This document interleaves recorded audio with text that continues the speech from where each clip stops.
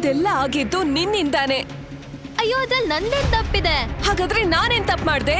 ನೀನ್ ಯಾಕೇನು ಹೇಳಿಲ್ಲ ಮತ್ತೆ? ಹೇಳೋ ಪ್ರಯತ್ನ ಏನೋ ಮಾಡಿದ್ದೆ, ಆದ್ರೆ ಅವನ್ನ ನೋಡಿ ಭಯ ಆಯ್ತು, ಸುಮ್ನೆ ಆಗ್ಬಿಟ್ಟೆ. ಹಾಗಿದ್ರೆ ಇದು ಕೂಡ ನಿಂದೆ ತಪ್ಪು ಮತ್ತೆ. ಇವಾಗ ಅವ್ನ್ ಹೆಂಡತಿನೇ ಆಗ್ಬಿಟ್ಟೆ. ಅಷ್ಟ್ರಲ್ಲೇ ರೂಮ್ನ ಬಾಗಿಲು ಓಪನ್ ಆಗಿ ಕಾದಂಬರಿ ಒಳಗಡೆ ಬರ್ತಾಳೆ. ಪೂರ್ಣಿ, ಡೋರ್ ಹಾಕು. ಪೂರ್ಣಿ ನೋಡ್ತಾ ಕಾದಂಬರಿ ಹೇಳ್ತಾಳೆ, ಪೂರ್ಣಿ, ನೀನಿಲ್ಲಿ ಏನ್ ಮಾಡ್ತಿದ್ಯಾ? ಮಗಳೇ, ಇನ್ನು ಮುಂದೆ ನೀನು ಈ ರೂಮಲ್ಲಿ ಇರಲ್ಲ, ಬದ್ಲಿಗೆ ಪಾರ್ಥನ್ ರೂಮ್ ನಲ್ಲಿ ಇರ್ಬೇಕು.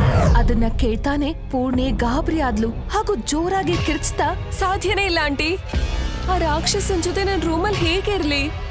ನಿಮಗ್ ಗೊತ್ತಿಲ್ವಾ, ಅವ್ರ ಮನೇಲಿದ್ದಾಗ ಭಯದಲ್ಲಿ ರೂಮಿಂದಾನೇ ಹೊರಗ್ ಕಾಲಿಡಲ್ಲ.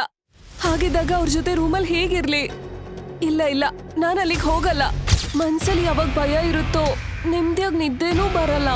ಅಯ್ಯೋ ನಿನ್ನಜ್ಜಿ, ಮಲ್ಗೋ ನಾಟಕ ಆದ್ರೂ ಮಾಡ್ಬಹುದಲ್ವಾ? ಅವನು ಕೂಡ ಅವಾಗ ಸುಮ್ನೆ ಮಲ್ಕೋತಾನೆ. ನನ್ ನಿನ್ ಡ್ರಾಮಾ ನೋಡಕ್ ಆಗ್ತಿಲ್ಲ. ಕವನ ಕಾಲ್ ಕಟ್ ಮಾಡ್ತಾಳೆ.